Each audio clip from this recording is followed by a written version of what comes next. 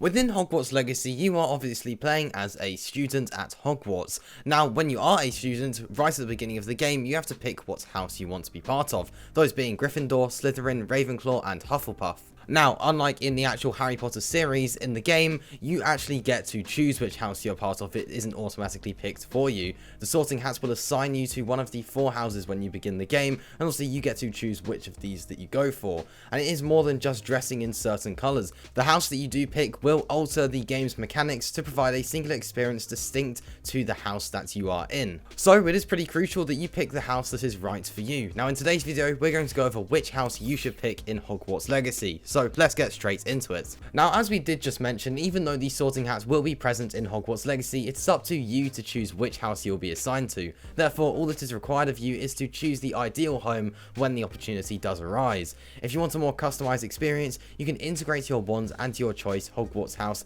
into the game by linking your Harry Potter fan club account with your Warner Bros. Games account, and I'll link that in the description below if you're interested in doing that. Additionally, you will also receive goodies like a school robe and a big skull mask if you want to link your account, so that's also part of that. You get some cosmetic items with that too. So first of all, we're going to look at Ravenclaw. Now Ravenclaw is obviously one of the 4 houses that you can join in Hogwarts Legacy. The residents of this mansion are renowned for their wit, brilliance, and limitless insight. Ravenclaw can be the ideal home for you if you respect reason and information. One of the 3 tallest towers in the game, the Ravenclaw Tower, contains the common room area for the Ravenclaw house. The Great Lake, the Forbidden Forest, the Quidditch Field, and the Herbology greenhouses are all spectacular sites for Ravenclaws. So as you can see, there's actually quite a few places that you can visit that are pretty, they're pretty fantastic, to be honest. They're pretty nice and they're awesome to visit. They've got some great views and they've got some pretty cool things to check out as well. And that is all part of the Ravenclaw house. People generally consider the common room for Ravenclaw to be the most spacious and the most open,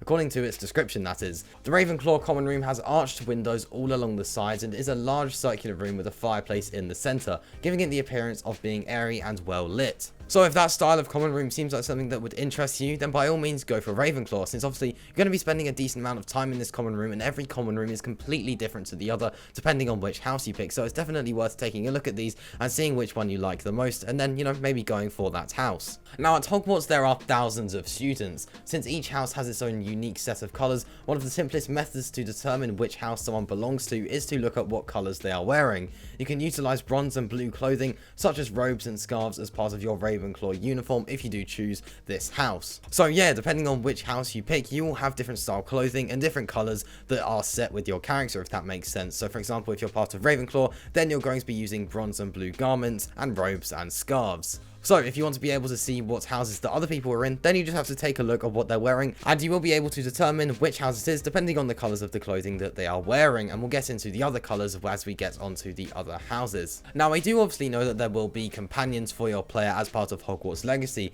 and it has actually been confirmed that some of these will be students as player companions. So by joining Ravenclaw, you will ensure that you have a companion who is a fellow housemate. Now at the moment it is unclear whether you only have access to the partner who lives in the same house as you or not, but it's crucial to note that all of the other houses have confirmed companions. Ravenclaw is the only one which we haven't seen a companion video for. However, I do think that Ravenclaw will have a student companion since all of the other ones do, so it would really make no sense for Ravenclaw to just be the one left out there. But yeah, for the time being, that companion is really unknown, so that might steer you away from the Ravenclaw house, which is completely understandable if you want to be able to know exactly what companions you'll have access to as part of the house, since with Ravenclaw at the moment you don't know what that's going to be, so you might want to stay away from it at the moment. So that was absolutely everything that we know about the Ravenclaw house. So now we're going to move on to Gryffindor. Members of the Gryffindor house are really renowned for their bravery, chivalry, and boldness. If you think courage and determination are the best qualities someone can have, then maybe this will actually be the right house for you. To enter the Gryffindor common room, you actually have to locate the hidden entrance behind the fat lady's painting and squeeze through a gap to enter the room. Make sure you know the password before speaking with the fat lady, because it will only be known by students who have access to the portrait. So obviously if you actually have joined the house, then you will know that passcode and you'll be able to enter the common room. But if you don't and you aren't part of that house, then you're going to really struggle to be able to enter the common room for Gryffindor. It is also worth noting here that every single house has its own very unique entrance to get into its own common room, and obviously the actual common rooms themselves are all unique to each house as well. So there's lots of unique things here that make the game actually pretty different, and in some cases maybe you could even squeeze 4 playthroughs out of this game, selecting a different house every time. That's just, you know, maybe an idea there. So when it comes to the colors of the house, if you do join Gryffindor, you can use gold and red garments such as robes and scarves as part of your Gryffindor uniform. So that's an easy way to tell if someone is part of the Gryffindor house. Now, if all of the companion theories are correct that we mentioned earlier, then your companion as being part of Gryffindor would be Natsai Onai, and you can see this in some of the footage, and you can see a picture on screen now where this could be the case. But obviously this might not specifically be tied to the Gryffindor house. That hasn't really been confirmed yet, but then again it could also just be tied to Gryffindor. So, you know, if you really want to be able to have that companion, then maybe go for Gryffindor just in case. So that is pretty much everything that we know about the house Gryffindor within Hogwarts Legacy. So now let's move on to Slytherin. The members of Slytherin have always been known for their ambition, pride, determination, and cleverness. If that sounds like something that you'd be interested in, or feels like something that, you know, you carry yourself, then I would say that, you know, the Slytherin house is definitely for you. The general characteristics of the Slytherin house are pretty similar to Gryffindor, but more focused on success. And if that sounds like something that you're interested in, then once again, I would say that this is definitely the house for you. Now, in the dungeons of the castle, you will be able to find the Slytherin common room. The windows in the common room allow for you to observe what is happening beneath the Great Lake, because some parts of this room are actually underground. So that's a pretty cool part to this common room, and a pretty unique feature here that we won't really be seeing in any of the other common rooms for the different houses. So if that's something that interests you, then once again, I would say that Slytherin is for you. Now, the entrance to this room is hidden behind what appears to be a regular wall, but once you use the correct password, which is needed if you are part of this house, then a passage does appear, revealing the entrance to the room. So yeah, obviously you'll know that password if you are part of the house. Joining Slytherin will allow you to use silver and green garments such as robes and scarves, like we mentioned with all of these others, and yeah, that'll be part of your Slytherin uniform. So, you know, green and silver are the colors distinct to the Slytherin house. So if you like those colors, then, you know, maybe this is the house for you.